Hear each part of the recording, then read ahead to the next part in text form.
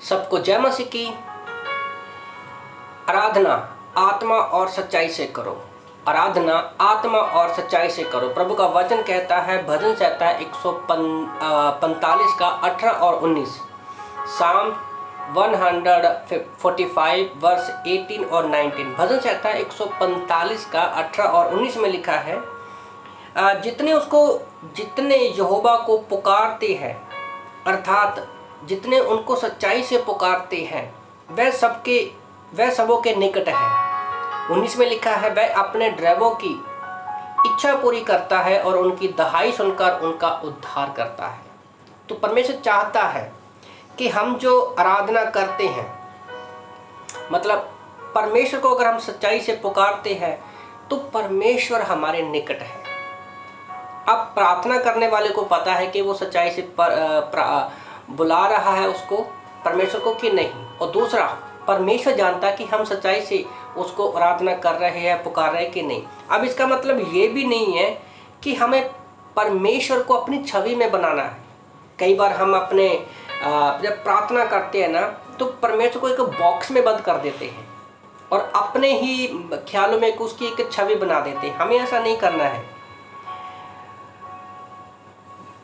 उल्टा परमेश्वर को अपनी छवि में बनाने के अनुसार अच्छा है कि हम अपने आप को परमेश्वर की इच्छा में बनाएं। जो उसको पसंद है हम उसको ऐसा बनाएं।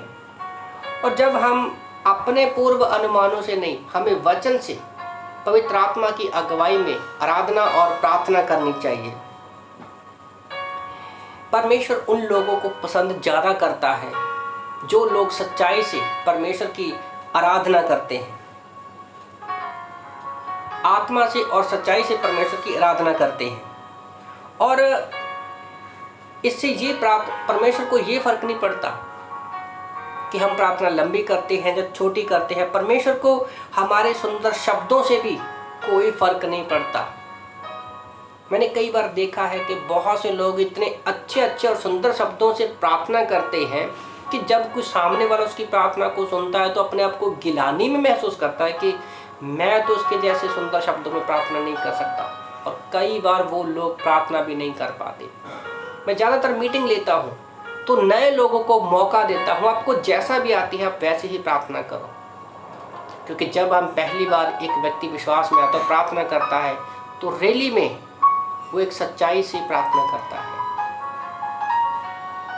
क्योंकि जब हमारे पास अच्छे शब्द तब आते हैं जब हम अनुग्रह में बढ़ते रहते हैं, हमें बाइबल का ज्ञान हो जाता है। अच्छे शब्दों में प्रार्थना करना बुरा नहीं है, पर हमें ऐसा भी नहीं करना लोगों को दिखाने के लिए कि सामने वाला बेचारा कोई प्रार्थना न कर पाए।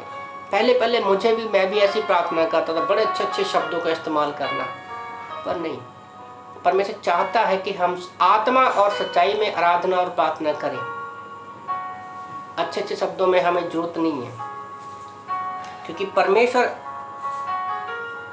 इस तरह से भी हमारी परवाह नहीं करता कि हम कैसे बोलते हैं। परमेश्वर परवाह करता है कि परमेश्वर चाहता है कि हम उसे दिल से बातें करें।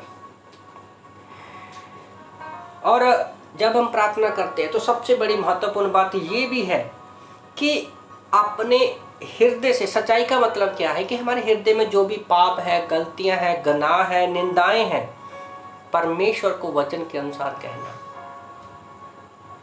सच्चाई तो यही है ना। आत्मा ही हमें उभारता है कि हमारे अंदर क्या गलतियां हैं, क्योंकि हम दिन भर में बहुत सारी गलतियां, पाप करते हैं। परमेश्वर को अपनी सारी खामियां, कमियां, कमजोरियां बताना, और यही हमारा स्वभाव होना चाहिए। और परमेश्वर चाहता भी है कि जब हम अपनी खामियों को परमेश्वर के सामने बताते हैं तो परमेश्वर हमारी उन खामियों को दूर करने में हमें सामर्थ्य देता और हमारी सहायता करता है। और जब हम आत्मा सच्चाई से, दिल से अपनी खामियों को जानकर परमेश्वर के पास आते हैं कि हाँ परमेश्वर मैं कुछ नहीं कर सकता, तब ऐसी प्रार्थना से जो है परमेश्वर हमारी प्रार्थना में रुचि लेता है। अगर हम आत्मा और सच्चाई से प्रार्थना नहीं करते तो हमारी प्रार्थनाओं का प्रभु कभी भी उत्तर नहीं देता। तो इसलिए आप जब भी प्रार्थना करो, आत्मा और सच्चाई में प्रार्थना करो। आमीन।